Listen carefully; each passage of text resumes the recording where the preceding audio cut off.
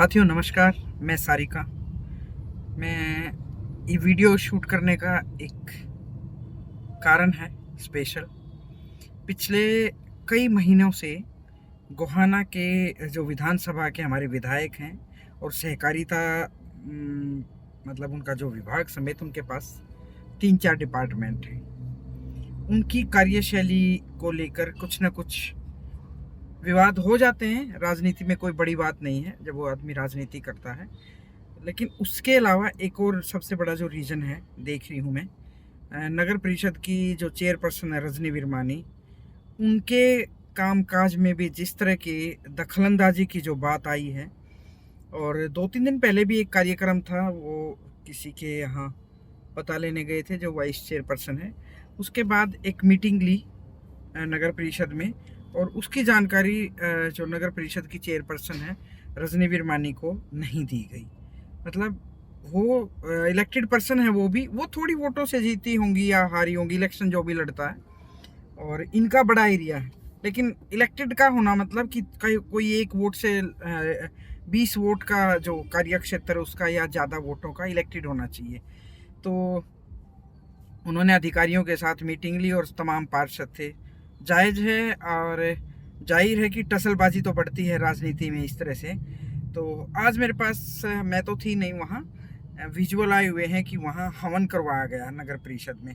और नगर परिषद के बाद जो नगर परिषद के तहत जितने भी कर्मचारी आते हैं और कुछ पार्षद, वो वहाँ बड़ी नारेबाजी कर रहे थे। एक शक्ति प्रदर्शन चला हुआ। उन्होंने कहा भी रजनी विरमानी जिंदाबाद। और उधर से शहर में एक तिरंगा यात्रा निकल रही है जिसकी अगवानी खुद मंत्री जी कर रहे हैं। और उससे पहले रजनी विरमानी ने तिरंगा यात्रा आयोजन की एक तारीख तय कर दी थी 17 अगस्त कि वो शहीद मदन लाल धिंगड़ा का जन्मदिन होता है, उस पे वो यात्रा निकालेंगी। शहर पटे पड़े हैं, एक तरफ मंत्री या मंत्री के समर्थक या पार्टी के कार्यक्रमों को लेकर शहर में जिस तरह से बोर्ड लगाए हैं, तो दूसरी तरफ जो चेयरपर्सन है रजनी विरमानी, उनके बोर्ड लगे हुए हैं।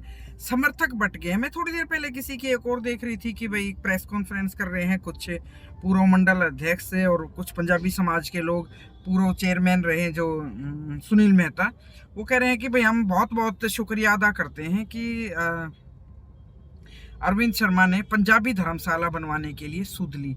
जबकि रजनी से मेरी कई दिन पहले मैंने पूछा था उनसे इस बारे में, उन्होंने कहा कि हम धर्मशाला जल्दी ही बनाएंगे और उसके लिए हमारी जगह भी चिन्हित हो गई है।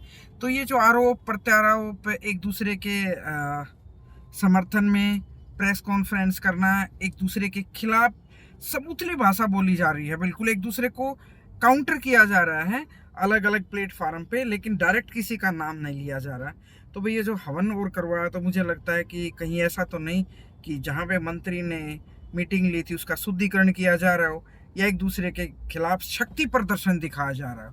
तो भाई ये जो अगर लड़ाई ऐसे रही ना राजनीति में, तो विकास कार्य भी ठप हो सकते हैं मुझे लगता है, और एक दूसरे की बहसबाजी। और अक्सर मैं एक बात और बताऊं, मेरा जितना अनुभव कहता है, जिस सरकार का मंत्री या एमएलए, जिस पार्टी का, जब वो सत्ता में हो और उस विधानसभा क्षेत्र से वो विधायक या मंत्री बना, और उसी शहर लगता हो, जो भी कस्बा जहाँ नगर परिषद, नगर पालिका या कारपोरेशन होता, कारपोरेशन तो नहीं कह सकती मैं क्योंकि वो तो डिस्ट्रिक्ट पे आ जाता है, और उसी पार्टी का अगर चेयरपर्सन या चेयरमैन बन जाए तो भाई कभी नहीं बनती उनकी। ये मेरा अपना अनुभव कहता है, क्योंकि मैंने इससे पहले भी देखा, जैसे हमारे यहाँ सुनील मेहता बने तो जगबीर मलिक की और उनकी टसलबाजी किसी से छिपी नहीं, उनको बीच में ही हटाया गया।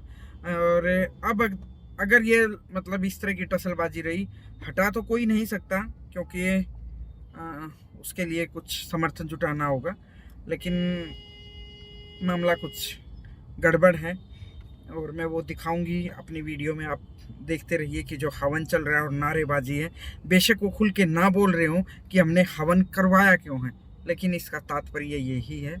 तो भाई ये लगता है मुझे लड़ाई लंबी चलेगी और कहाँ जाके सुलह होगी। सरकार है इनकी, मुख्यमंत्री है इनका, और जो केंद्रीय में मंत्री हैं मनोहर लाल खट्टर हैं, जो अक्सर हरियाणा के मामलों में दखलंदाजी करते हैं। तो भाई मामला गड़बड़ है। और मैंने रजनी से इस बारे में बात करने की कोशिश की तो उन्होंने कहा कि अभी मैं बात नहीं कर पाऊँगी। जो स्टेटमेंट उन्होंने दी है उसको भी मैं कोशिश करूँगी कि आपको दिखाऊँ।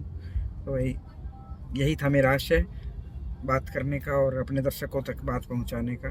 तो भाई राजनीति में ये जो कशक है ना एक दूसरे को एक ही पार्टी के होते हुए, इतनी अनुशासित पार्टी की जहां पत्ता भी नहीं हिलता, वहां दो नेता आपस में आप अंदाजा कर लगा सकते हैं।